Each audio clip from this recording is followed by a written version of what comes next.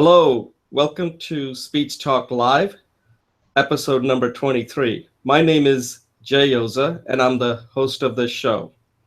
And today we have a mentor for the Introduction to Public Speaking course, Julie Finkelstein, and she'll be participating on this show. And hopefully we may get one or two more people if they join in a little bit late. So I'm based out of Hazlet, New Jersey, which is about 50 miles from New York City. And we do this show. I used to give 4 reasons, but I'm going to add one more, 5. Maybe I started that last week, but I don't remember now.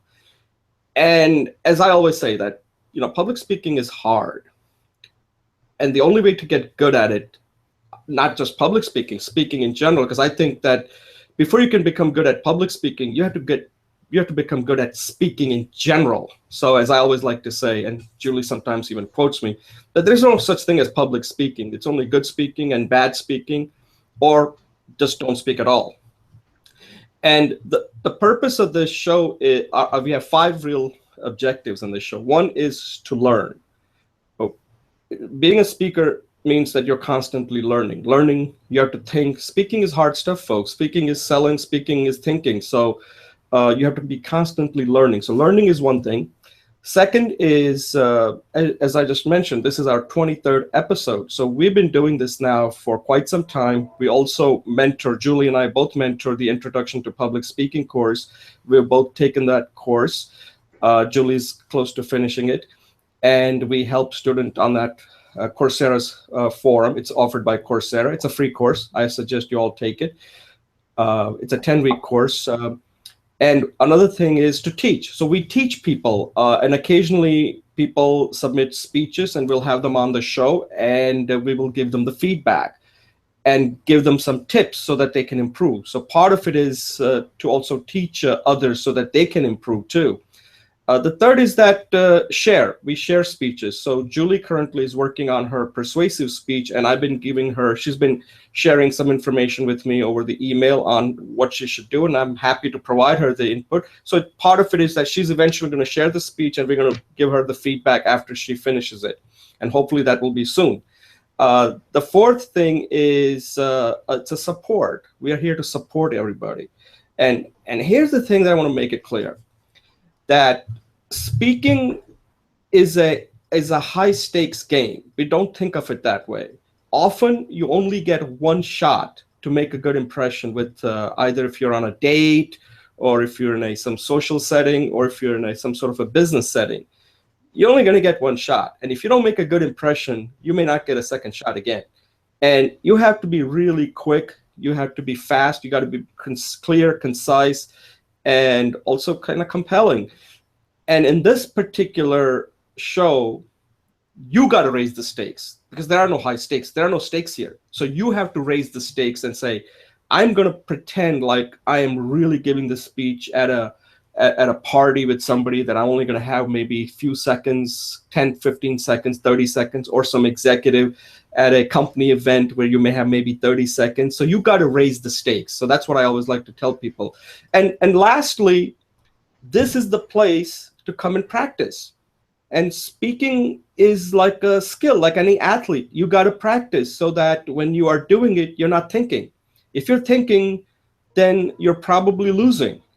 So you don't want to think too hard when you're speaking. And this is the show where you come on, we talk about real complicated topics. We talk about all kinds of things in a manner that is very conversational, so that when you get that opportunity, you'll be natural. And people say like, wow, that Julie, she was pretty impressive. And that's what you want. That's the purpose of coming on this show. That's my objective for doing this show. And that's what I want to do. I want to get better at it so that when I'm talking outside the show, I don't sound any different. I should sound the same. So anyway, that's the objective of the show, and I hope you take advantage of it and join us and prepare and come on the show and get the practice that you need, because otherwise it's hard to really improve. Today's show is a little different, actually. Typically, once I'm done with my intro, Julie will give her a quick intro, and then we'll move into a 3-minute segment, which is you can pick any topic and you just talk about it for 2 to 3 minutes. And this is typically what you would do if you were at a party or at any event and you had a chance to say, bring up a topic that you want to discuss. So that's the purpose of that. And then we have kind of 4 short segments today. The first segment, we're going to have a discussion around fear. And the reason I'm bringing this up again, because this is a kind of a recurring theme, and Julie can talk more about this when we have this discussion, because she really helps people who have a lot of fear. And we're also seeing that too, that there are people who have fear, and some of them may not be joining us because they feel like somehow, this is being broadcast to, 7 billion people out there, which it is, but unfortunately nobody's watching except 2 chickens in Idaho. Anyway, so the first segment is going to be on fear. And one of the reasons I want to bring this up is because I just read somewhere that Duchess of Cambridge, that Kate Middleton, right? It's what you probably know her by. She really has a fear of public speaking. And that kind of surprised me because I thought of her like, she's royal. She's been speaking a lot. And you would think that that's the last person who would have fear, but evidently she does. So I wanted to kind of discuss fear and how you can overcome it. I mean, that's the point. Like, just talking about fear isn't going to help you. The question is what specific thing you can do to overcome that fear. And it's a long path. It's not a quick fix. The second segment, and this is something we're doing different today. We're going to go to Hollywood. And Hollywood speeches, let's face it, are perfect speeches. They have to be, because every second they use up, it's costing them a lot of money. So these are perfect speeches. When we speak, we're never going to sound like the way these people are going to sound, okay? So I don't want you to look at these speeches and saying, hey, I'm going to go and give that type of speech. No. The reason I've included this is because there's a lot you can learn from it. And and none of these speeches are ever that long, because they can't be. Because otherwise, if you give somebody speaking for 1 hour, the movie only can be 2 hours. Nobody wants to go see a movie where somebody's speaking for 1 hour. So these are that's why I wanted to discuss that look how well these speeches are and how much they can communicate in a short amount of time. The third segment is the speech that I just came across recently. And this was given by Chris Christie, who's the governor of the state I live in, New Jersey. And this was while he was campaigning in New Hampshire. And he gives this heartfelt talk about addiction. I think it's one of the best speeches he has ever given. And it's all heartfelt. And I think there's a lot you can learn about that. If you feel strongly about something, this is how you would do it. And lastly, we'll end with a short speech. And this comes from Schindler's List. And the reason I like this speech a lot is on how typically when you're speaking, how you start with a small talk and then immediately move to a big talk. And in this speech, just look at how he does it, how the speech moves from a small talk. So sometimes people ask me, like, how do I become good at conversation? And it's kind of hard to show that in a show like this, because unless you're seeing me live do it. So I just wanted to come up with some examples, like even the first example that we have with The Godfather, same thing. They go from small talk, but then they immediately get to big talk right away. In a real life situation, it doesn't work that fast. But in a movie, they have to compress it. So I think it's a pretty exciting show that I have put together. Of course, you'll be the judge. And at this point, I will let Julie give her intro, and then we'll get started. Okay? Julie, go ahead. Sorry, somehow I was not muted. Good morning, Jay. Good morning. Thank you for doing all the work for this program. It's really wonderful. And my name is Julie, and I am a fellow student and mentor. And I'm working on my persuasive speech. This is my third time around, so that's definitely a practice to this. So also I run a Saturday morning program. It's switching to 10 o'clock Eastern time starting tomorrow. And we want to, from a public speaking perspective, we want to help people warm up with checking in where they're at. We're reading a book, and then the reading hopefully warms people up with the vocal cords and everything, and then enter into spontaneous discussion. And then we end with a commitment to do something.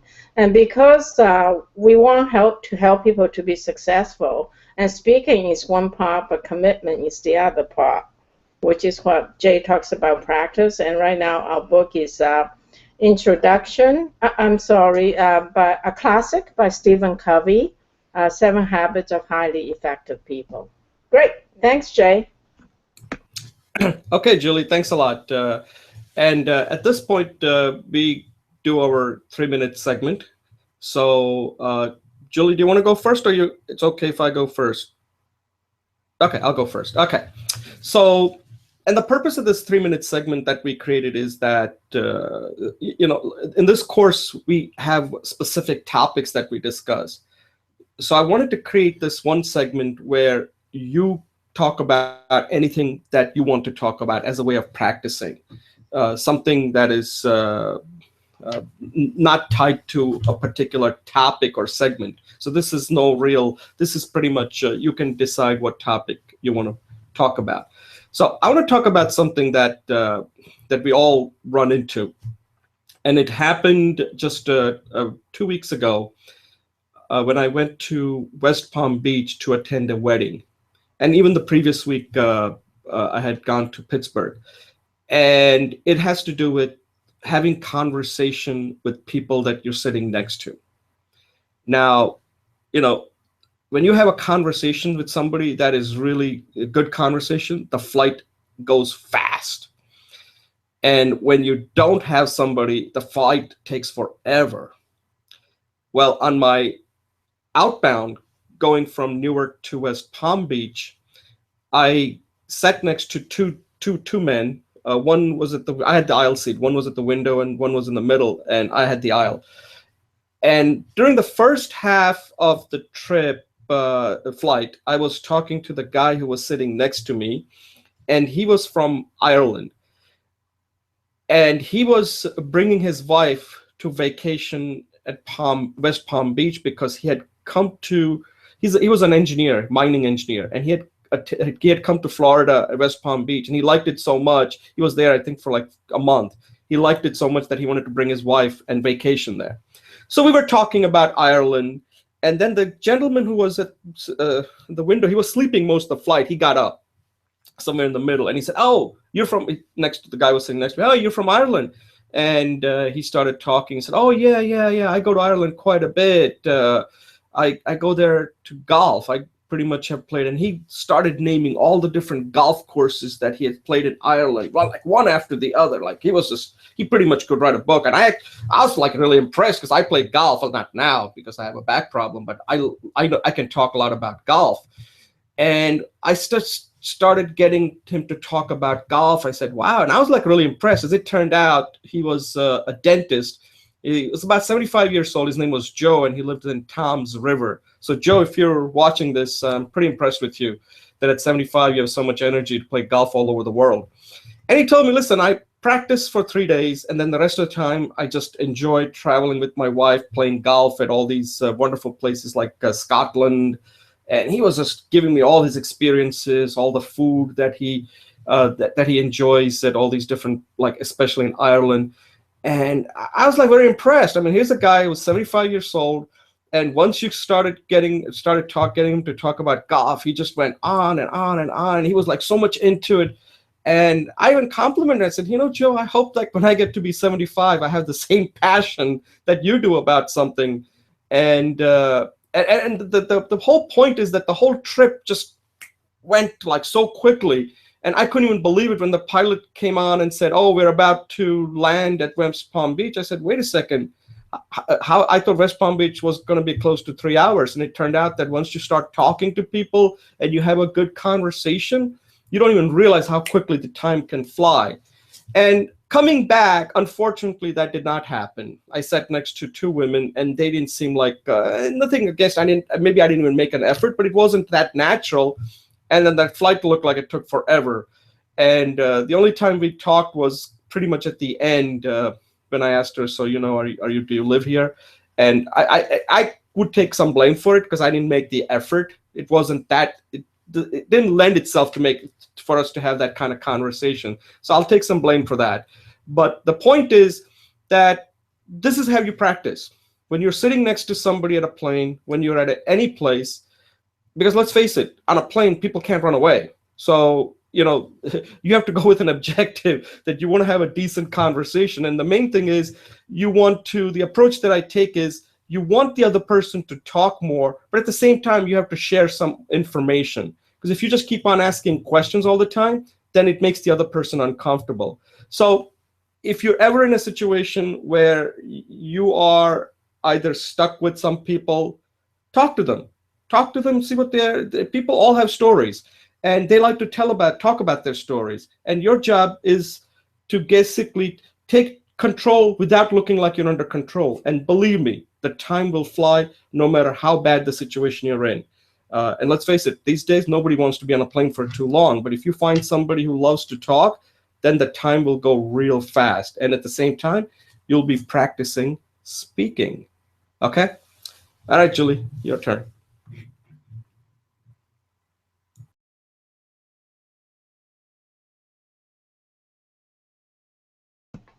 Thanks, Jay. So I'm going to use this opportunity to check out different ways of doing my parts of my speech on what I want to do for persuasion.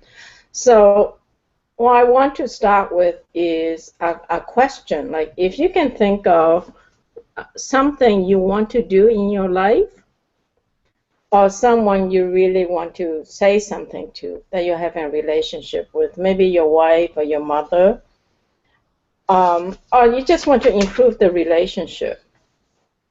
I ask you this question: can you move your goal forward without communicating with anybody about it? So what I want to bring forth is that communication, or being able to communicate, is a foundational aspect of our existence, how we live our life, how we relate to each others. And to go further, then I think if you have a bucket list, and I'm at that age where I'm starting to develop one, or if you have something you really love to do but you're afraid to do it, put that on a sheet of paper right now or in your imagination, and we're going to come back to it. When I was young, I lived by the Ottawa River, the Rideau River, and there was a waterfall, and that's how we get electricity. And so we have this dam, and the power accumulates because the water flows slowly. And I cannot see the water increase, but when we need electricity, the power comes forth. Public speaking class gives us a chance to accumulate our power of communication through practice. So the dam that is created so that we can unleash our power to live our lives is practice. And the public speaking class is a really wonderful place to practice because it gives us the tools of the trade. We learn to listen, we learn to speak, we learn to organize, and we learn to present. We even learn to strategize. Those are all foundational skills to live our life fully. The other thing that, the other one that's a key impediment to prevent us from cultivating that ability to speak is fear. And fear is a foundational in our psyche. As old as 3 or 4 or 5,000 years ago, that was identified. In the Buddha Sutra, the Levankatara Sutra, one of the top 5 fears in our basic existence is the fear of public speaking. We can go more into it, but I think that Kate is a wonderful example that fear can affect our lives. But the wonderful thing about practice is that the skills, once it's developed, can be generalized to other areas. So because you're in that intersection, in that center point where you need to speak publicly and you are afraid, that you can practice both of those foundational aspects of yourself at the same time. But you have to practice, because once you know how to speak and listen and strategize and organize, you can use those tools to make your life happen the way you want it. You can be successful, you can be confident, and you can be comfortable. And the fact that you can conquer your fear in public speaking also is generalized, that you can face other fears. I have a fear of public speaking on the videos. I can do fine here because Jay's listening to me, but for some reason, when I'm alone, I can tell you that I've been practicing really hard. As I started off with recording on my phone, as Jay suggested, for 3 minutes. But I did it every day for 2 weeks. And then this week, I decided that I will go forth and use the YouTube video so I can see myself as well. And I did it for 2 hours for one day and 1 hour the other day. And what's coming forth is that I need to revisit my previous persuasive speech, because it was more of an informative speech. So I'm kind of, the dam has opened, the water's falling, but it's a different speech I need to make. But I'm so grateful because the continuation of practice here, the discipline of showing up every Friday, the support of Jay's presence and feedback is propelling me toward a different level of what I can do, both in terms of my ability to speak and communicate, and overcoming some instinctual fear of facing a blank audience. So with that, I thank you, and I want to encourage you to practice speaking, practice manifesting your life, face your fears so you can be successful, comfortable, and confident. Okay, thanks, Jay. Yeah, Julie, that was excellent.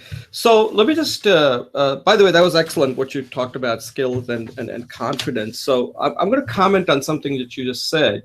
Now, you spoke probably for more than 3 minutes, which is great, and you looked relaxed. And I'm not trying to, critique your speech here in any way, but it's something that you said, that when you're speaking in front of a camera, you don't come across natural, that you just did when you're talking when people are there, which is fine. That's fine. As long as you know it, then that's good. But a lot of people don't know it. So by recording it, you now know what you are good at and what you need to work on. Now, the camera part is important nowadays because, let's face it, that's technology, and people will see you mostly with the videos that you do. So you do have to become, and one of the things that you have is that you get the feedback when you say that, I'm listening and you're talking to me. So we're having a conversation. And this is something we've already discussed it previously. When you're talking to the camera, pretend that somebody is there and you're having that conversation. Because I was doing this, and believe me, this is very difficult. Yesterday, I was trying to do this with my dad, and he really struggled. I actually even gave him the speech, and I said, just have a conversation with me. And it was very difficult, to the point that he gave up. And he said to me, Jay, speaking is hard. I said, yes. I said, see, now you know it. And he just said, that's it. I'm done. I don't want to do this. And I said, and that's when I realized, like, you don't realize that you're making incremental improvement till you see somebody out there that you think can really give a good speech, and they just can't, even though you think like, well, there's nothing to it. So you don't want to get cocky either, but you have to appreciate that other people out there are just can't do it, and they don't have to do it. That's why I keep saying you got to raise the stakes. So as you were speaking, if you were speaking like that on camera, just have a conversation with the camera and say, so like, let's say you made a statement. So you probably ask like the way Bill Clinton does in the speech, like he's having that conversation with the audience, even though the audience, and they're not like talking to each other, but he's having that conversation and he keeps emphasizing. And I really want, like he says, like, I want you to really understand this. I really want you to understand this. He's telling them, he's kind of like telegraphing, right? Telegraphing and telling them, here's what I want you to know. Here's why this is important. Here's what this is. Here's the things that happen. Like just have that conversation.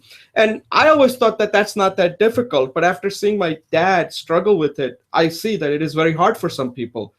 So that's what I think, if you work on it, because like you don't have any problem on the show talking.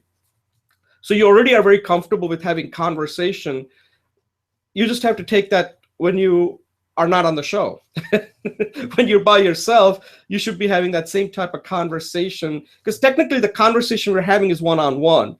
And it seems like you need audience in order to have that conversation. And I just think that keep practicing. And now that you said you recorded it, that is the right way to do it. So keep working on it. That's the only way. And never stop, because that's what happens with public speaking. The other thing I want to point out is, and I'm kind of going on a little too long here, but it is an important point that you just made, and I just don't want it to just disappear. And it has to do with skills and confidence. I think you mentioned that. Now, a lot of people don't quite understand what those two things are. Some of the skills that you need to become a good speaker can take a long time. Because if you ever taken a course in public speaking, you're going to get totally confused. They'll talk about your voice, your intonation, and that itself is a class. Okay, actors take that class, so you can't just become good at that. Then they'll talk about your body language and how you should present yourself. There are so many aspects to public speaking that after a while, you just are like hamstrung, like, oh my God, what do I work on? What do I work on? And you will never, I mean, somehow I can't make myself more handsome than I am. Okay, that's just not possible. I can't make my voice suddenly become like Morgan Freeman. That's not going to happen. I can't, come up with connect the way Bill Clinton can. It's just not possible. So for me to just say, oh, I have to become that good, I have to work on this, I have to work on that, that's not the point. That's, in fact, that's how you develop fear. What you want is have enough skill, keep doing it, so you become confident. Confident will only happen if you keep doing it and you have good experiences. Enjoy the speech that you're giving. And once you do that, you will become confident and you can incrementally start building the skills. And it's not the skills that makes you really good. It's the confidence that you exude is what makes your speech effective. So I just wanted to kind of draw the distinction, because a lot of times when you take a course on public speaking, they tend to focus a lot on skills. And I'm not saying that skills are not important, but don't get too focused on like, oh, unless I can really have that body language, I shouldn't be giving a speech. No, that's not the point. Point is that if you have a message, work on that and then incrementally build up the skill. But the main thing you want to build up is by doing it, so you build up your confidence. All right, at this point, I'm going to take a quick break, unless, Julie, you have something to add to that. Okay, so I'll take a quick break and then we'll begin our first segment. Okay, welcome to Speech Talk Live, episode number 23. My name is Jay Oza, and we're moving to segment number 1. And this segment, we're going to repeat, revisit a topic that seems to be kind of keeps coming up, and it has to do with, and it is a big topic, and it has to do with fear of speaking. As you all probably know, that most people dread giving a speech. And some people, when they have to speak, unfortunately, they end up killing their relatives. And, there's always an excuse to get out of a speech if you have a death in the family or some grandmother. How many grandmothers can you kill after a while, right? But after a while, you start running out of relatives to kill, and you'll have to give a speech. So let's not kill any more relatives, okay? And that's because people have fear, and they need an excuse to get out of giving a speech. So fear is something that is, obviously, it's mental, but why does fear happen? And it's a big topic. And the reason I wanted to bring this up is I read an article, I think it was in Daily Beast, about the fear that a Duchess of Cambridge has in giving a public speech. That's Kate Middleton, for those who may not know who Duchess of Cambridge is. She's the wife of Prince William. And and if you notice her, whenever she's giving a speech, she just does not look comfortable. Now, I am not a royal expert as far as like whether they don't want her to talk freely or they are not comfortable with it or that's the tradition. But I think when you see her speak, you can sense it that it's a real struggle, and she's a trooper, so she will get through what's written for her. But there was a speech that I saw that was given, and she's in her late 20s or early 30s, so she's not that young either, and she's been speaking for a long time, and English is her native language, so there's no language issue. There is no issue, as she's also performed when she was young, so she's very good talking one on one. The problem is when it comes to talking in public, and I don't know whether she's watching this show, but I'll tell you why she has this fear. This is what I gather. When she's talking one on one where there are no cameras, I bet you she can connect, and she does. She's very good at, like, if she sees somebody she wants to talk to, she has no problem with that. The problem is that when she starts giving a public speech, she doesn't sound like that. She's not herself. It's like she's fed these lines to make her sound like what she's not.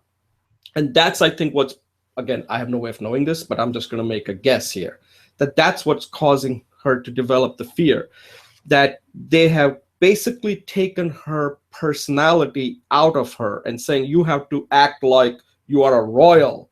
Means you have to sound like, your speech is like something that nobody out there, you have to sound like a royal, and that's not how she sounds like. She's a commoner as far as I can tell.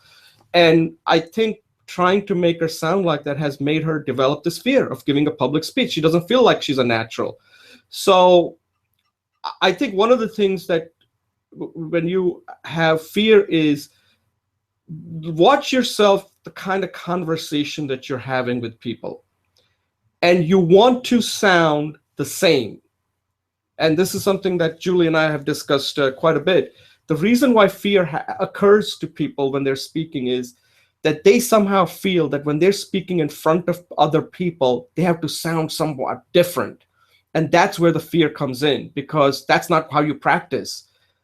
So what I'm trying to tell you or teach you here is that if you do have fear, the first thing you have to do is watch yourself when you have a conversation like in this show, one-on-one. And then if you are giving a speech in front of a small group or a large audience, you should not sound any different. If you do, then you're not going to feel like, you're not going to be like, look like you're a natural the way you speak. And then you're just going to keep on developing fear and dread giving a public speech. Julie, you deal with fear quite a bit with some of the students you work with. What are your thoughts on it, and what do you suggest people overcome fear? And what do you think about, like, why you think Kate has developed this fear of public speaking? Do you have any thoughts on that? Thanks, Jay. Don't know why Kate has fear of developing public speaking, but I'll go back that I think even the royal family has fear of speaking, and this is evidence. Even in the article, they mentioned that Prince Harry has trouble with public speaking and is fearful of it. Of course, there's the famous speech, famous movie, The King's Speech, where George the Fourth, I believe, or the Sixth, was stutters and was terrified. But as the case in point is, he did get training. He was able to overcome it, and he gave a speech that changed the direction of the Western civilization. In terms of fear with the people I work with, I think many students email me or text me, message me, and they basically say they have fear. And Somian has done a lot of work on fear, and it's on my website, Introduction to Public Speaking, Google Community. So personally, I think I'm reading this book on the brain and how when you stay in the pain a lot, the brain actually creates opioids that that transforms this painful situation into a pleasurable situation. So my suggestion is, as you always say, keep on practicing. After a while, it might even feel good. And in terms of speaking, I think just anti-anxiety practices like meditation, deep breathing, counting to 10, are all very useful skills. And then the other one, it was, what's it called, power body language. That was also excellent. Um, I know people who stutter at staff meetings, so their career is impeded. I know students who are graduating and they can't breathe, and so they can't speak, and so they can't go out for job interviews. Um, this, as you say, is a safe place where people can come and practice a little bit, if not a lot. And I just welcome that they continue at it. Come to the discussion forums, look for study buddies, and ask for help. And there are a lot of help out there for free or low cost. And right now it's a global community, so perhaps it's even more scary to communicate, but the opportunities are also there if you can communicate. So this is a great place to face your fears and keep on practicing. Thank you.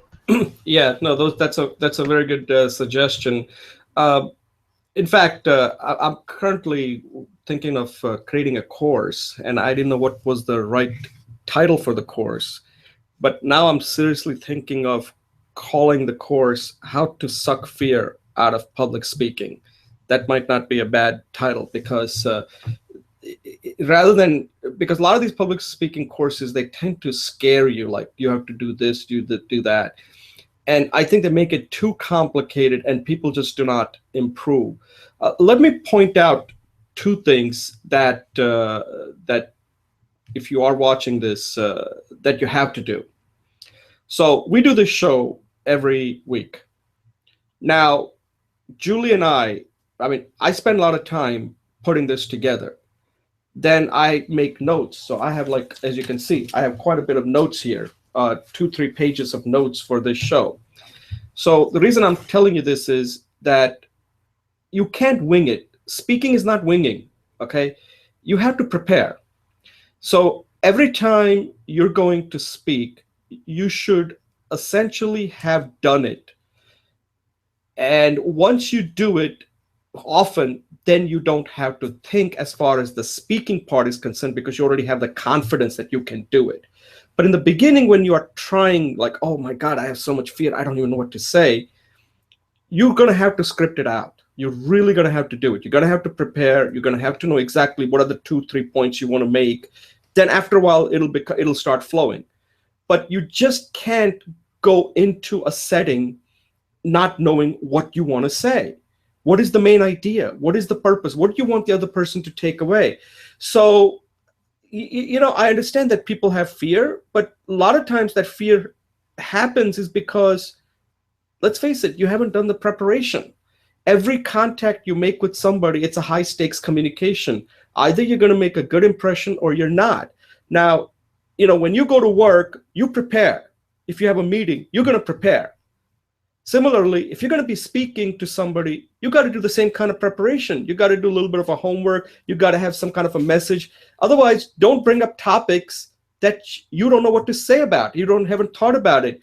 So I know this sounds kind of like obvious that, oh my God, I'll never talk about something. But I think a lot of people talk too much without really thinking on what they're saying. So, and especially when the audience is large, if you haven't prepared like the way we prepare for this show and so that when we come on, like, are we perfect? Hell no. As you can see, I'm already making quite a few mistakes, but is this going to completely stop me from continuing? No, it's not, because we've done it many times, right? But the point I'm making is that you can do a lot. The other people out there are there to help you. So if you're not feeding them with something, then they're going to pretty much not going to give anything back to you. So you have to prepare. You have to really challenge them in a way that when you're talking, you have to really be, you have already thought about that topic. You don't want to think on your feet. That's another thing that I always hear people say, Oh, you got to think on your feet. Bad idea. Bad idea. You cannot think on your feet because your brain is very unpredictable. People who think on their feet have already thought about it. That's why they can think on their feet. So you want to be careful about that when people say, oh, he's such a good on his feet. Those people that are good on their thinking on their feet is because they've already thought about it. Like I can talk about a lot of topics. You know why? Because I've already written about these topics. I've blogged about it. We've already had prepared for it. We have discussions on this show. So people will say, well, Jay, you're so good at thinking on your feet. Well, it's not that I'm natural. I have worked on it. Okay. So Julie, any closing thoughts on some of the things I just mentioned here on how to suck fear out of public speaking? Yeah, I think you're right that practice and preparation is the key to be ready. And you can look at two things, the whole imagining your public speaking as a career life cycle. If you first come to the class, you're a beginner, so you have to learn the tools of the trade, but the practice goes on for a lifetime. And then so you could have confidence about your own abilities that you could speak, and that's true because if you have the will, you have the way. Secondly, in terms of every single unit of work, right? In IT, we have this idea, a single unit of work, and that's, let's say, a speech is a unit of work. Then preparation on that set also helps you ready. And that's the point when you can say, what are my goals for this speech, and how can I be relaxed, comfortable, and confident? So I just want to echo what you were saying. Thanks. Okay, Julie, thanks a lot. I think we'll have to come back to this again in the future if we come up with anything more on this fear. But again, fear is what's keeping a lot of people from joining us. And it's something that I wish we had some kind of an easy fix. Unfortunately, there are no easy fixes. All we can tell you is that we've been through this, and we still go through this all the time. And one of the things that I like to think of it as an example, and I may even demonstrate it, is this. Remember, there was an excellent speech that was given by Neil deGrasse Tyson talking about gravity. And what he said was that, like how Newton discovered came up with this theory of gravity, and he kind of says, you have like here's a pen, I'm going to drop it, boom, see, and gravity brought it down and it fell, right? And fear is sort of like that. If you give one speech and it doesn't go well, and you're like, oh my God, people didn't like it, you're going to be very hard on yourself. However, if you keep moving forward, you'll go a little farther. If you keep moving faster and faster, you're still falling, but you're falling based on the curvature of the earth. So, but because the speed, it doesn't look like you're falling because you're moving too fast, right?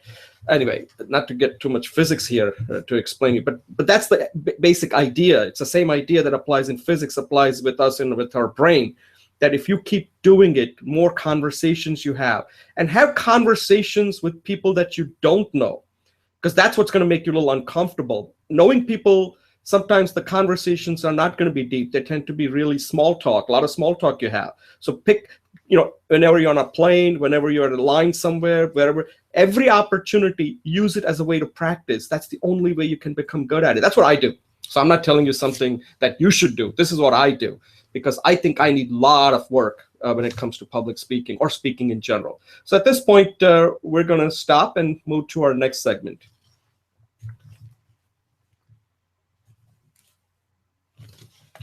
Okay, welcome to Speech Talk Live, episode number 23, segment number 2. And in this segment, we're going to do something different. We're not taking a look at a speech that was given. This was a speech that was given in a movie. So we're going Hollywood here.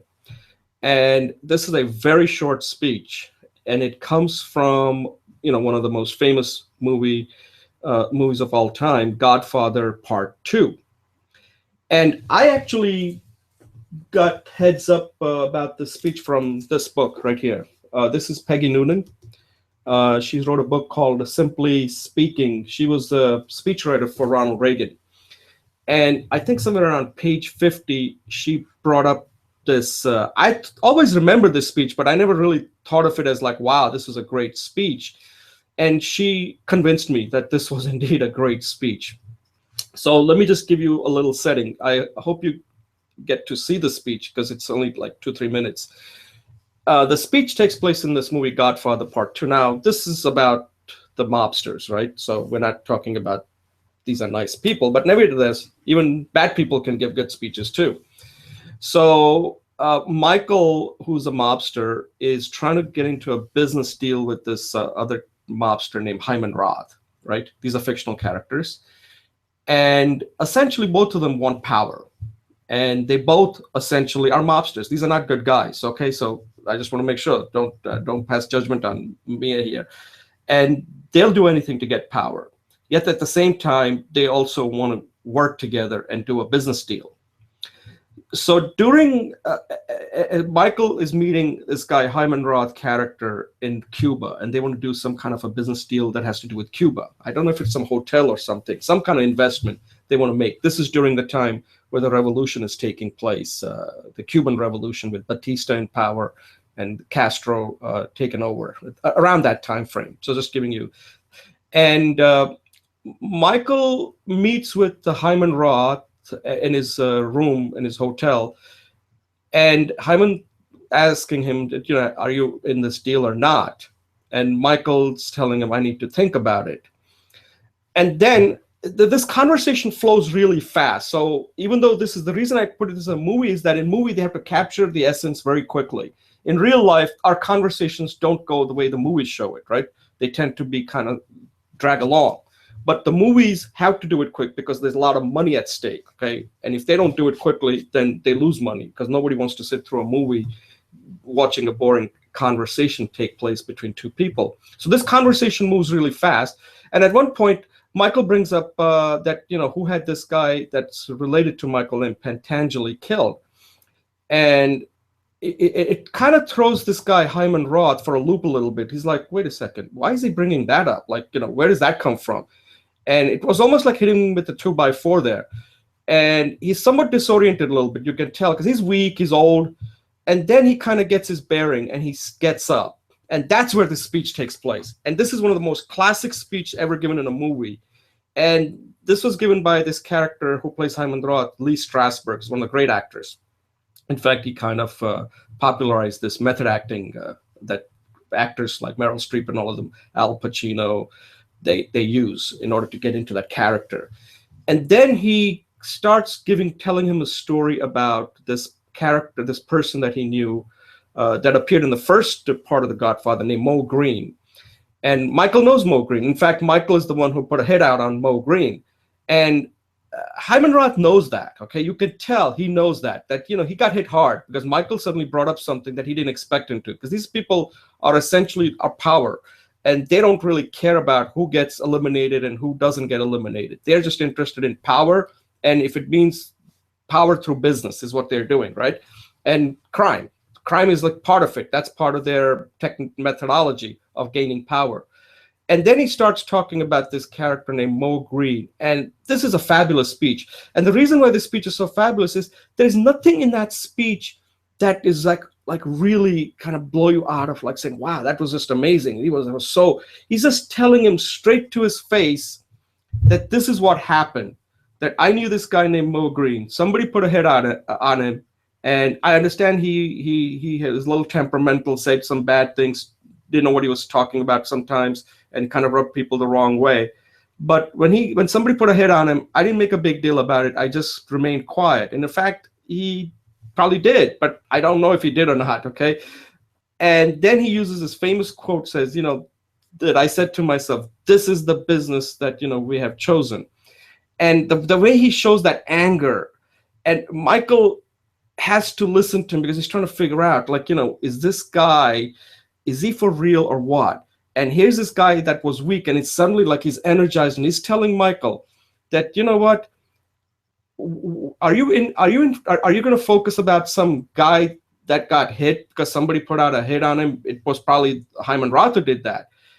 And he's telling him, listen, don't think that you have a moral ground, a high moral ground on me, because you've done the same thing to my person that I respected who has done amazing work in Las Vegas named Mo Green.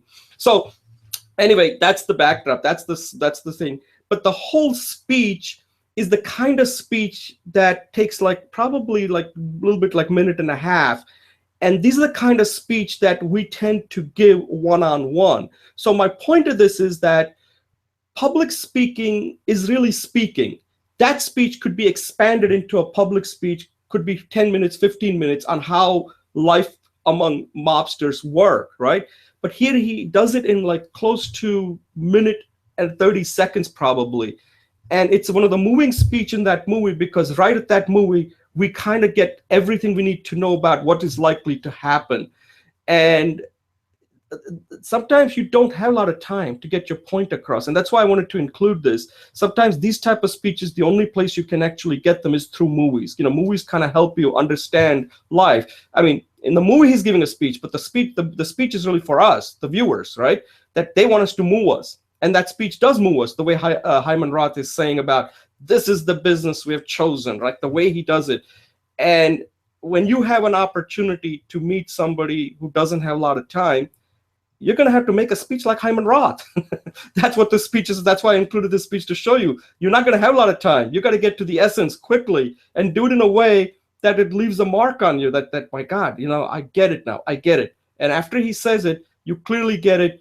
That Michael, we're both in the same thing. Don't think that you're better than me. We're all basically are playing the same game, and that's the message he wanted to convey.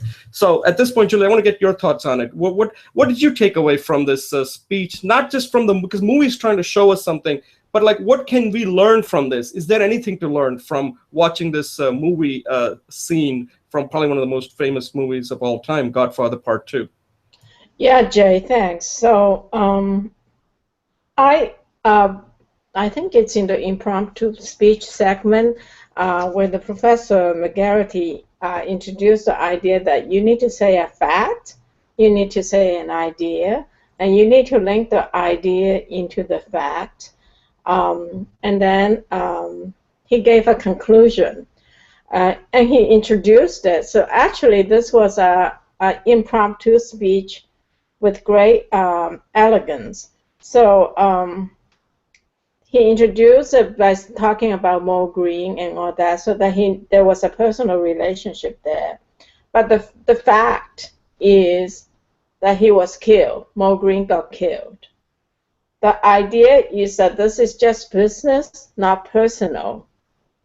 And the connection is to let it go. So he says, Mo Green was someone I loved, but he got killed. But I said to myself, this is just business and not personal. This is the business we've chosen. And I let it go. So let it go. And then he connected to the direction of action. He says, when I get up, if I see the money, then I know I have a partner. If I don't, I don't have a partner. Basically, he's giving Michael a choice, and he's saying, this is the logic of our business. So I thought it was very powerful, but very what you would call logical and connected. So that's why I saw connecting it back to the technicalities of a great speech. I thought it was that way, too. Yeah, the reason I like this speech is that every single word is measured here. There are no throwaway lines like, hey, Michael, let's talk about this. He just gets in his face. He does, right? He gets in his face. He's an old guy. And he says to him, listen, get over it. He's basically telling him that, hey, you're a mob just like me. You're going to worry about some guy somebody put a hit on? I didn't worry about when, and he knows it was Michael who put the hit on it, right? And he says, like, I didn't ask. He did know. He does know that Michael put out a hit. These guys know everything. And he's saying, listen, we basically are same people. We both want power. Okay, Muwan, are we going to do business or not? And that is message. The other thing I'll also point out here is, and this shows quite clearly, like how the conversation starts. And remember what else thing I was telling you, Julie, is that one of the things that people have to learn how to do is how this conversation goes from small talk to big talk so quickly. They start out like exchanging pleasantries, like, how are you feeling? And he says, like, and I wish I could, take a leak or something like that. I wish I would pay $4 million or something, right? So as you can see, he's not healthy. And then Michael then immediately brings it up, notches, raises the stakes quickly, and he suddenly asks him about Patanjali. Like it doesn't remain at the small talk level. Like, you see how, because in the movie they can't, obviously, because this is a movie, right? But what the point I'm trying to show is that how the conversation goes from small talk to kind of like mid talk, right? Because Patanjali is part of their business, and then this guy suddenly raises to the big talk about giving you how the mop business really works. And when you're having a conversation, if you want to have a meaningful conversation, you kind of have to do this, right? You got to have to challenge. I mean, Hyman Roth is really challenging Michael that, hey, you're going to bring up Patanjali, so let me challenge you now, okay, about how the mob business really works and why are you like stupid to even bring this up here. And when we're having a conversation on a plane or anywhere, you want to get to a big talk. That's the challenge. You got to challenge the other person. It may be a fail, but unless you do that, you're not going to be able to challenge. If you cannot challenge somebody on a flight to somewhere where you're just sitting next to somebody and I'm not saying bring up something about astrophysics or something. Based on the context, you might say, hey, I learned something interesting. I learned something about this business thing. I learned something about this. Then my question to you is, if you cannot do it on a one-on-one basis, then how are you likely to do that if you have to do it in front of a large audience where you have to challenge them on something, where you're trying to persuade them, you're trying to persuade them of some ideas that you have. So I like this speech because it's teaching us that if you want to have a meaningful conversation, and this may not be the best example, but the point is that you have to challenge. There has to be a challenge there somewhere that the other person has to think about, who you're all about. So anyway, any closing thoughts, Julie?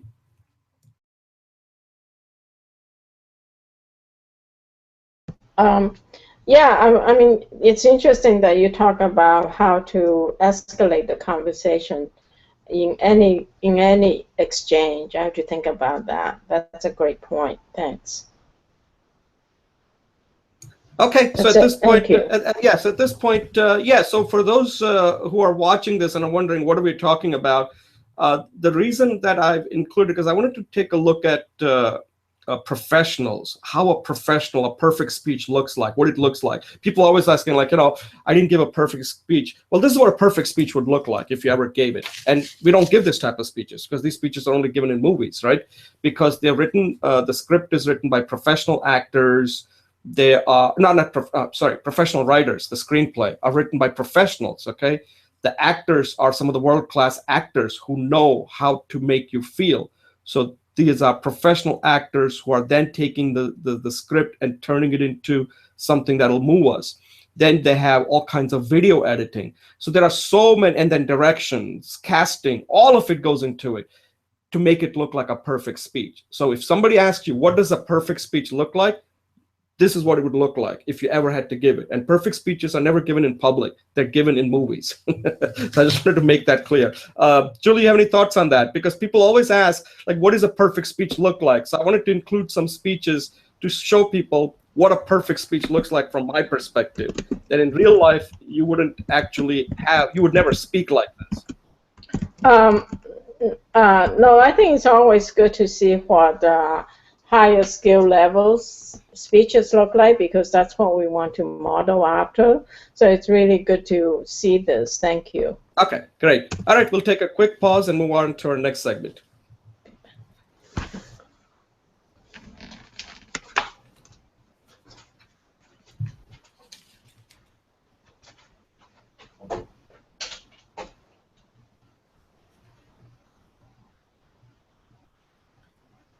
Okay, we'll just wait till Julie gets back, and then we'll begin our second segment, which is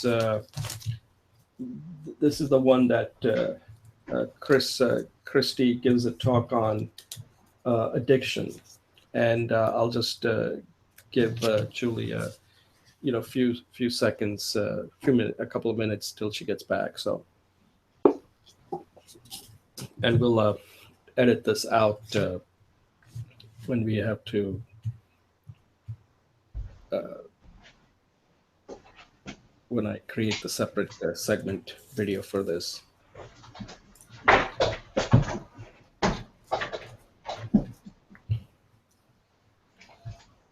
Uh, uh, Julie, can you mute your line, please?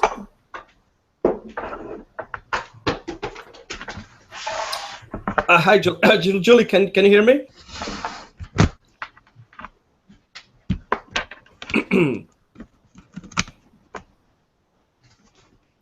Oh, can you hear me?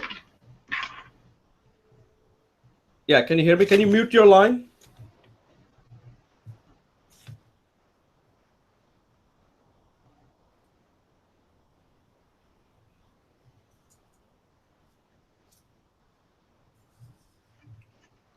Yeah, Julie, can you mute your line? Can you hear me? Can you mute your line? Yeah. Okay. Good. Yes, I'll take a brief pause and we'll start now. Okay. Welcome to Speech Talk Live, episode number 23, segment number 2.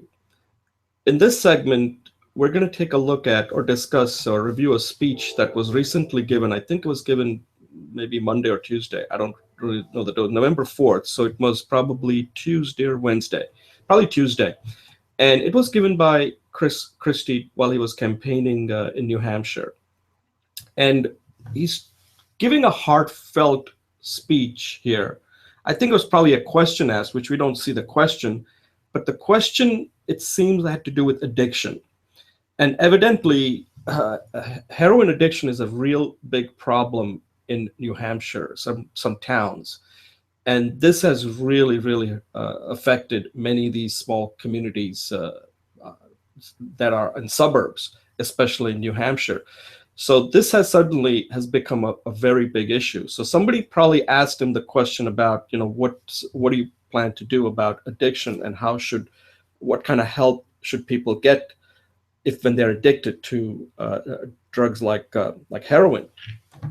So he gives a very heartfelt, I think this was probably one of his best speeches that I've ever seen. And the reason it was so good was because he has no notes. He's directly speaking from the heart. The way he constructs this speech is, again, like Julie said, like at the end, he sums it up very nicely. But he starts out by talking about his mother. It's amazing. This is a really darn good speech. And it's also very well organized, considering that this was an impromptu. But obviously, he has thought about this topic. Otherwise, it would be difficult for him to include all this in a speech. So he starts out and he's trying to persuade people that the government should care about all life. And he's also taking a shot at this own party. They seem to focus a lot on, when babies are in the womb, but not afterwards. So he's trying to make it clear that life is precious at all levels, not just before they're born or while they're in the womb, but till they die. So he starts talking about his mother, who evidently smoked a lot. And then she died of cancer, lung cancer. And what he's saying is that even though her mother was at fault, we're much more forgiving when somebody contracts cancer. Somebody has a cancer. We are very sympathetic to people who are suffering from cancer, even though they kind of brought it on themselves. And he even admits that she just couldn't give up smoking, and she smoked, and I think she died when she was 71 or something.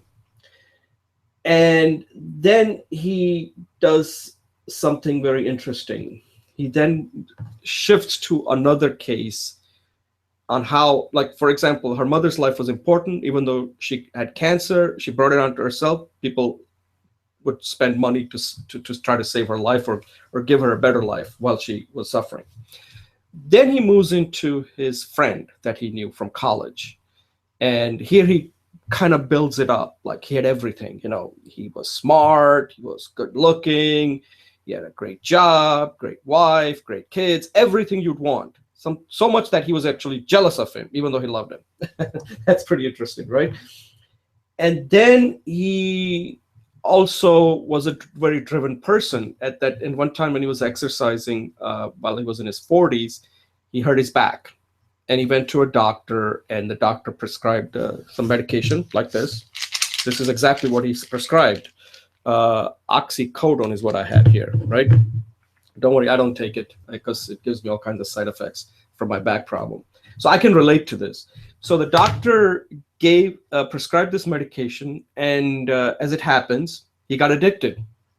And little by little, it completely ruined his life to the point that 10 years later, at the age of 52, he was found dead in his room somewhere, hotel room or somewhere, where the bottle was all empty and he had already drank like half a bottle of vodka, I believe. And it's a very moving story the way he tells it, that how he was personally affected. And what he's saying is that we need to treat people that have addiction problems same way as people that have cancer. This is a mental thing. They can't help themselves. And we can't just ignore these people because they are doing it to themselves. They can't help it. And we need to step in and provide, as a government, help that they need so that they can overcome this problem. And it's a long path. You know, we talk about fear of speaking being a long path. Addiction is like that, not comparing the two, but it takes a long path. When somebody's addicted, we all think when you're not addicted, like, oh, just give it up. It's that easy. It's not that easy. This person had everything going for him. He is smart, he's successful, he had a family, yet the drug took over. The drug took over his life, and it's too late. He just couldn't get out. He started, even after he started losing things, he just couldn't give it up. So Christie is making a real plea here, saying that, hey, listen, the government has a role. Government should not distinguish whether somebody has sickness, whether it's cancer that's caused even by smoking, or a sickness of addiction, which is also caused by somebody's doing it to themselves. And he said that life is life. We can't somehow separate one from the other. And he uses some humor here, which was pretty effective too, about lawyers, typical, right? And then he talks about that, you know, he takes a shot at his party that, you know, we tend to like these babies before they're born, and then afterwards we don't like them that much, you know. So I thought this was a very passionate speech. It was very heartfelt. It was a personal experience type of story. So what I want people to take away from this speech that Christie gives is that we all have this type of a story. Like I have in my family, my brother, who has gone through 2 kidney transplants. I can tell a real moving story around what it's like, somebody struggling through having, you know, waiting for a kidney, and eventually how it changes somebody's life once he gets that kidney. So we all have this story. We have to find it in ourselves to be able to tell it to others. And it's something we do need to tell to others because that's our experience. And this speech that Christie gives is a good model on how you can give a heartfelt speech that really connects with the audience, where you're not trying to manipulate them or this is directly what he is. You can tell this is the way he would sound if you saw him one-on-one. And again, as I always say, a good speakers sound the same, whether they're talking to you one-on-one or whether they're talking to a small group or whether they're talking to a large audience. I can't see Christie that we saw in that speech. He's talking to quite a bit of large audience there, maybe a couple of hundred. If I was speaking to him as a one-on-one, I bet you he would sound exactly the same. And that's why I think this speech was really effective, and there's a lot we can learn from watching what Christie did in this speech. Julie, any thoughts?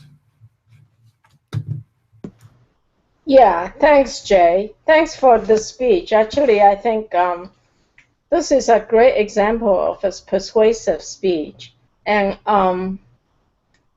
so one thing I learned from here for my own personal persuasive speech is that I don't need to go into all the solutions.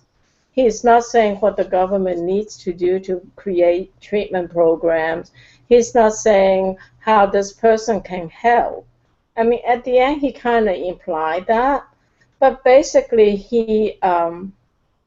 it was a very personal story because he started off with his mother, and we all have very, very special relationships with our mother, the person who carried us for 9 months, right? Gave us life. Then he went on to say himself, and he said it very briefly, but those people who are in the 12 steps know that it was very brave for him to say, I am a recovering lawyer. Um, he put himself in that same community. He did not separate himself out. And then he spent so much time talking about this one friend who is very successful. And each time he talks about it, he built up on the emotions. He talked about his friend's daughters missing the life, missing his father, and he's talking about a little 16-year-old who is addicted in a jail, right? I mean, that's so visual. I can almost see it. So at the end, he's saying that the government needs to not put these people in jail, but to treat them. And that's a very different position from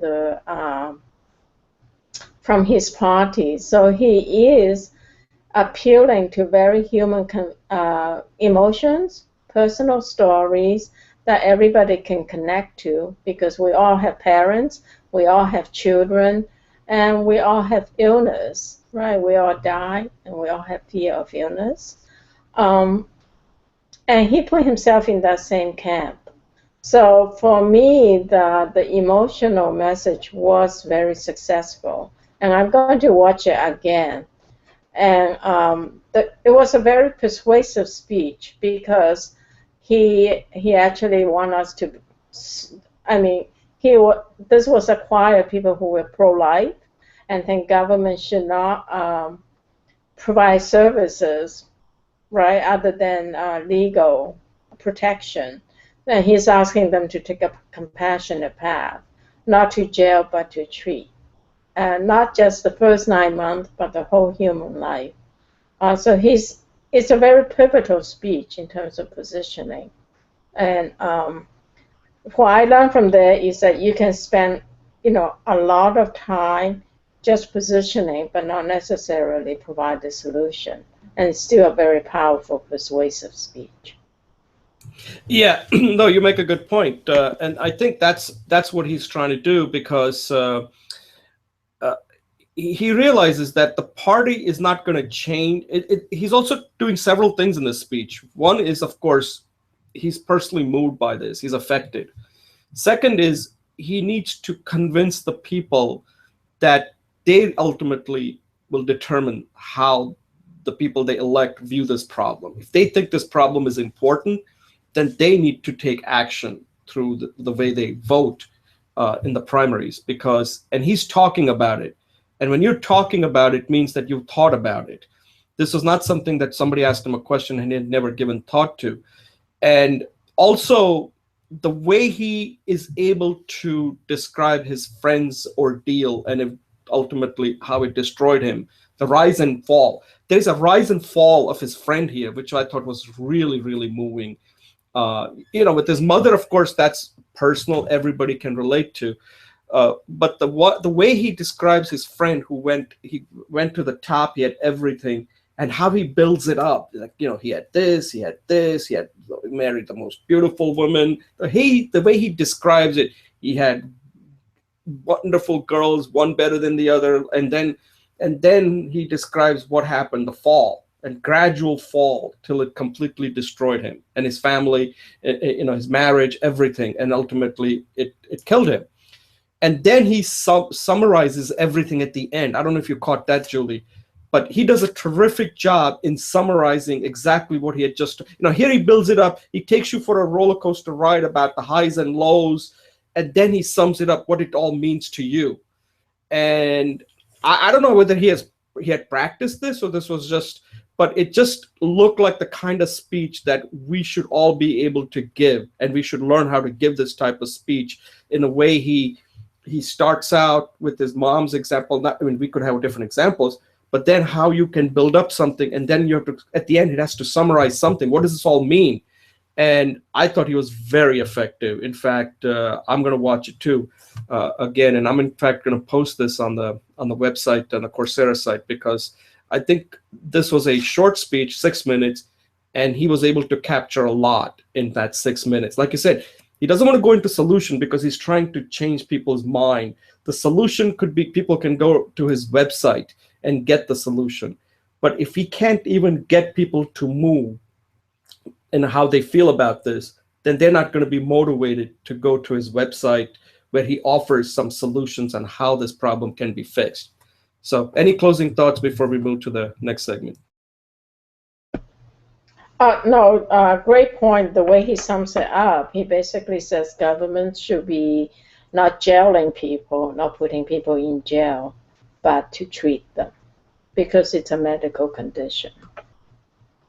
Thank you. Okay. All right, Julie, thanks a lot. At this point, we are done with this segment. I'm going to take a brief pause and we'll finish it off with our last segment.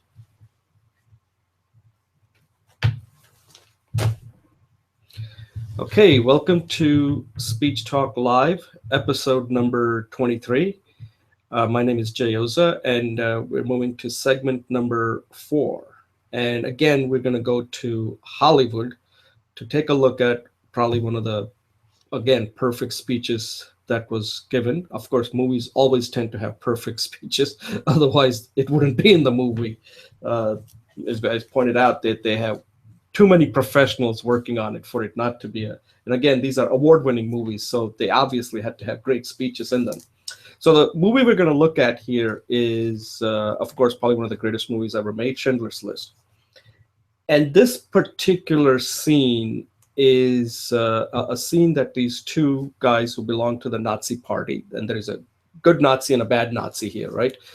The bad Nazi is name is Amon Goth, and the good Nazi, of course, is Oskar Schindler.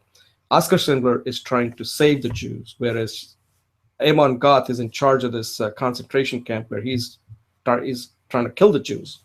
Okay, and the reason I like this speech, again, like I say, in movies they have to capture things very quickly because they don't have a lot of time. Okay, time is really money for them in the movies. And Oscar's goal here is to kind of, this is a really well acted scene, but again, like I said, these are all perfect speeches in the movies. Otherwise, they wouldn't be in the movies. And they start out with small talk. And it's amazing how quickly they go from small talk to big talk in these scenes in the movies. In real life, we can't do it that quickly, but in movies they can because they have to. And they're just talking about, Oscar makes a comment about Amon Goth's drinking. Like, he said, oh, it's going to kill you. And then Amon, I may not be pronouncing that, Amon, I don't know what his name is actually. Julie may correct me on this. He points out that, hey, I noticed something interesting about you, about you're under control all the time. And Amon is arguing with Oscar, and they're both drinking, and this guy, Amon, is really drunk. And he makes, sometimes when you're drunk, you tend to think more clearly. In his case, he is, because when he's not drinking, he's killing people. And here he says to him, Amon, I like this thing about you, that control is power.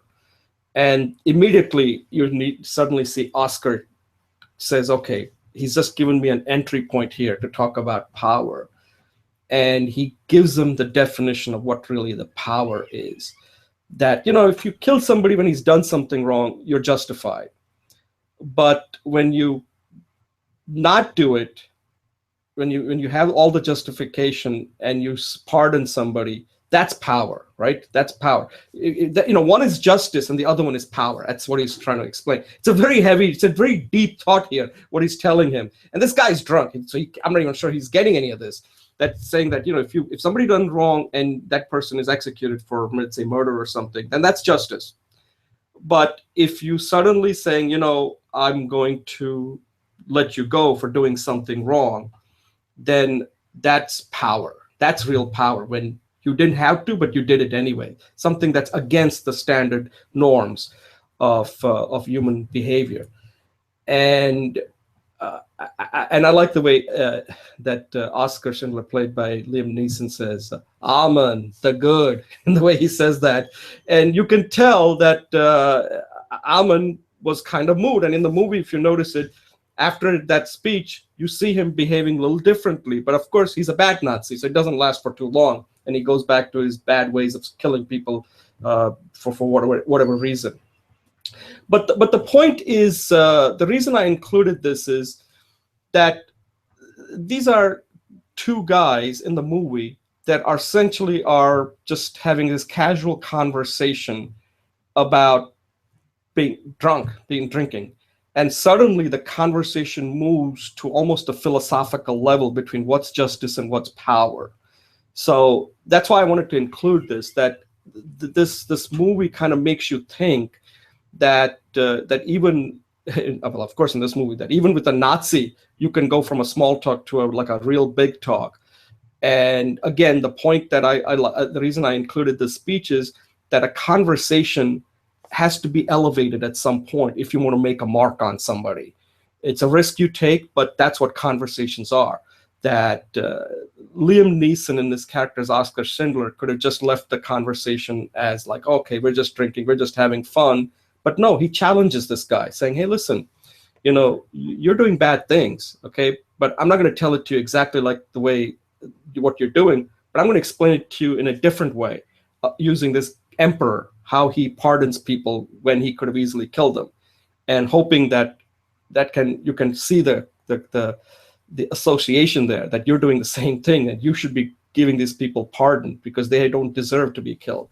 So it's a very moving speech that he gives, and the way it's acted, the way it's delivered. And I'm not saying that we are going to be acting like that when we're giving a speech, but the point is that when you're speaking, you have to challenge people in some ways.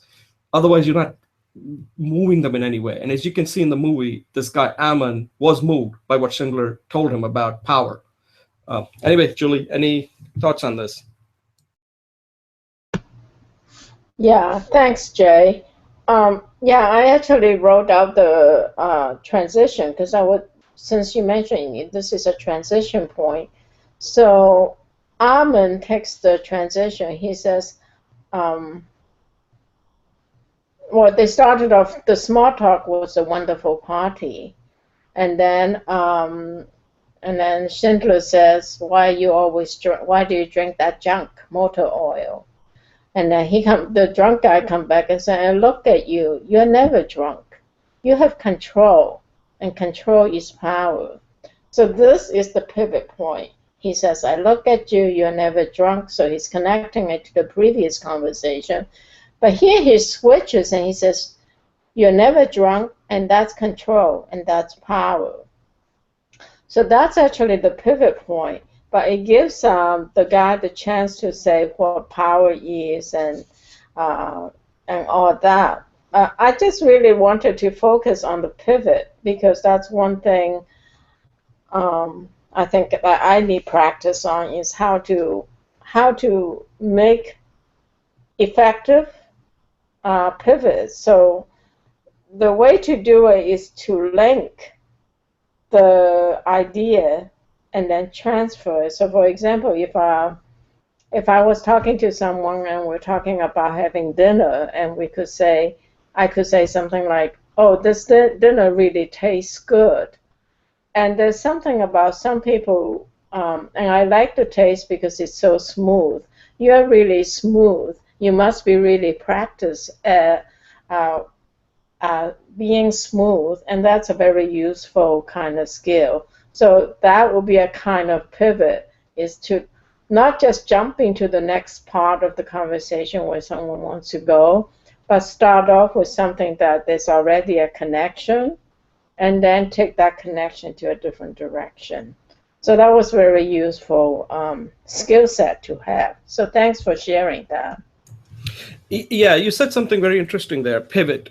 And I think that's a very good point you made, because that's that's one of the reasons why people don't have good conversation, because in order to pivot, you need some depth, right? Because you can't, like, let's just say this was a conversation, forget about this was happening at a concentration camp.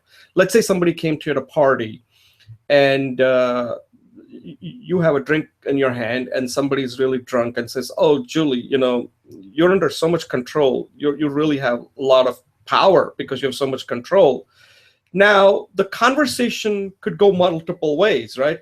You could easily say, "Yeah, it is a lot of, yeah, it is power, but it takes a lot of effort, and also I am very disciplined," like that. The conversation could be all about you, like, why do you have so much control? But that's not what happens here. He's not even focusing on himself. He sees an opening here that he's been given on what is really power. So Schindler jumps on that and says, "It's not about me. I know what I am. Okay, I don't need you to tell me I'm under control." Right? Because I know I'm under control, because you can tell he looks under control. But he then uses it to basically challenging on what really power really means. So this could apply to you and me too. Let's say somebody comes to us and saying, "Hey, Julie and Jay, or either of in your party, at you're doing this show. It just shows your dedication and your commitment to become a good speaker." And we could both then say, "Oh yeah, it's a lot of work. It's too much this and that," or we could just say, "You can do that too," like that. Immediately they said, "Listen, to become good at anything, it requires you to give up something," right? So what you just said about pivot, I want you to really, I need to, like, put more focus on that, because it's that pivot, like you said, is where that's where your conversation can flow one way or the other. And if you're really good at it, if you really practice this, then you can really take it to the next level and really leave a mark on somebody, that conversation. And like I said, if somebody says, "Oh, Julie, you're so dedicated because you participate in the show, it just shows that you really want to become really a good speaker." And at that point, you got an opening there. What are you going to do with it? And a lot of times, most of us don't do anything with it because we don't want to take that risk. And that's why I think sometimes watching these movie clips, you really understand, because if the talk could be about nothing, right? Could be about nothing, which is, "Hey, yeah, I'm in control," and that's it. There's nothing there to show. But that's not how the speech moves. It moves in a totally different direction, where he's making a real philosophical point. And that's something that I'm not saying that we need to make philosophical point, but we need to take risk in conversation. Otherwise, the conversation remains at a small talk level and maybe more up to mid talk, but you're never getting up to big talk where you're really making that impression on somebody. So Julie, any closing thoughts on this? No, this is great. Thanks. I think that one of the key points that you bring up. Well, a couple of key points I really like from today's session that I want to thank you for. One is that we need to take risks, and then the transitions points here kind of give us the skills on how we can do that skillfully. And I think those are really good points. And then your idea that we have to look for opportunities to connect with strangers, I think that's really important. And that's a very difficult skill. So perhaps you can talk about that some future time. Yeah, and one thing I'll add before we close this down, we got a couple of minutes left. The one thing I will add is that this is something that could be a topic in itself, and we can discuss this next time and make it into a topic, but I'll just bring it up. One of the things we need to become good at, if you want to become a good speaker, is that you have to become a good listener. And listening skills and speaking skills kind of go together. You can tell when you watch that Bill Clinton speech and even Chris Christie's speech that they're probably very good listeners, because when you're conversing, you are listening, right? Because when you're conversing with somebody, you're essentially listening. When you're just speaking, you're really not listening. and I don't know, that's a really a subtle distinction. I don't know if I'm making myself very clear here, but you can tell when somebody's giving a speech whether they are a good listener or not in way they speak. And that's something that I picked up when I was watching, Bill Clinton's speech and the way he was communicating with the people. And Bill Clinton is known as being one of the best listeners out there. So one thing I want to point out here is that in this program, what we do is that when one person is talking, other people mute their lines. So you have to listen. And what these movies really show is how good well, of course, these are actors and they have to show that, right? Because it's all been scripted. But you can see how well they're listening, or at least they're acting like they're listening. And same thing, that even though this guy in the Schindler's List is drunk, but he's still listening. So that listening skill, that pivot that Julie, you talked about, can only happen. It's happening really fast. You have to listen, then you see, oh, I got an opening. That means that now you have like all these different ideas that you've already thought about, and you probably have even, like I call it, pocket full of speeches. Boom, this is the one that's appropriate for this particular occasion. Boom. You can't do it that quickly unless you already have it. So anyway, that's a good point there. I really like that pivot because I didn't really use that word at all, but now I realize that was the key word for this, for these Hollywood movies speeches, the pivot, where the pivot takes place. Same thing happened in the Godfather, where he brings up Pentangeli, and then immediately the pivot takes place, and that's when gives the opening for Hyman Roth to tell him based on the example of Mo Green. So there was a pivot there too. So the pivot was the right word here. Thank you. Great session today. Okay, Julie, great session. Thanks a lot, as always, for participating, and I appreciate all the work you put into this. Thank you. Okay, you too. All right. Thanks a lot, and that's it. That's a wrap. We'll see you next week. Okay, bye.